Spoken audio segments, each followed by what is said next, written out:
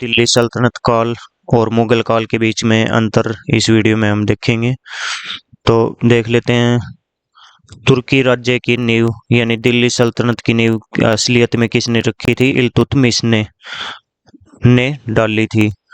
और इसका पहला वंश था दिल्ली सल्तनत का, वो था गुलाम वंश। गुलाम वंश के संस्थापक कौन थे? कुतुबुद्दीन ऐबक गुलाम वंश के संस्थापक थे। और मुगल वंश की नींव किसने रखी थी? बाबर ने रखी थी 1526 में। और दिल्ली सल्तनत के बाद कौन सा काल आया था? मुगल काल दिल्ली सल्तनत के बाद आया था।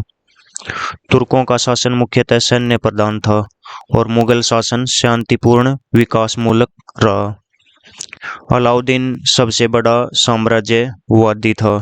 अलाउद्दीन खिलजी, जिस पर पद्मावत नाम की मूवी बनी है।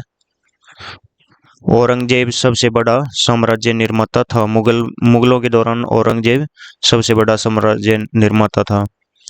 फिरोज शाह ब्राह्मणों पर जजिया लगाया। फिरोज शाह तुगलक ने ब्राह्मणों पर भी जजिया लगाया था। अकबर ने जजिया कर समाप्त किया था 1564 में।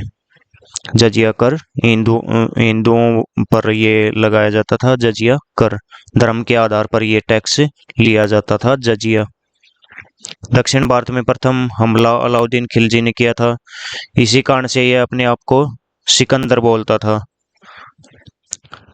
अपने आप को दूसरा सिकंदर बोलता था। कौन? अलाउद्दीन खिलजी, क्योंकि इसने दक्षिण भारत पर पहला हमला किया था।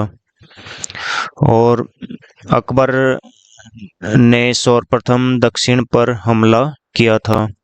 अकबर ने किया था इनमें मुगल काल के दौरान दक्षिण के राज्यों पर हमला। सल्तनत काल की राजकीय भाषा फारसी थी। फारसी में कामकाज करते थे। मुगलों की भी राजकीय भाषा फारसी थी। दोनों की फारसी भाषा थी, राजकीय भाषा, राजकाज की भाषा। चित्रकला का विकास सबसे कम हुआ। सल्तनत काल के दौरान चित्रकला का विकास इतना नहीं हो पाया था। चित्रकला का विकास जहांगीर के समय में अधिक हुआ। जहांगीर, उसको चित्रकला का शौकीन था। ये उसके कार्यकाल के दौरान चित्रकला का, पेंटिंग का विकास अधिक हुआ।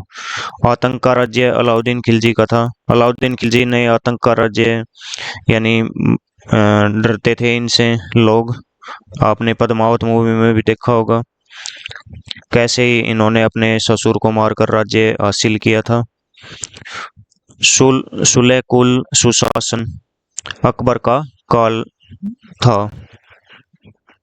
इसी तरह के और वीडियो देखने के लिए इस चैनल को सब्सक्राइब कर दें। हिस्ट्री के बहुत से वीडियो इस चैनल पर अपलोड किए जा चुके हैं।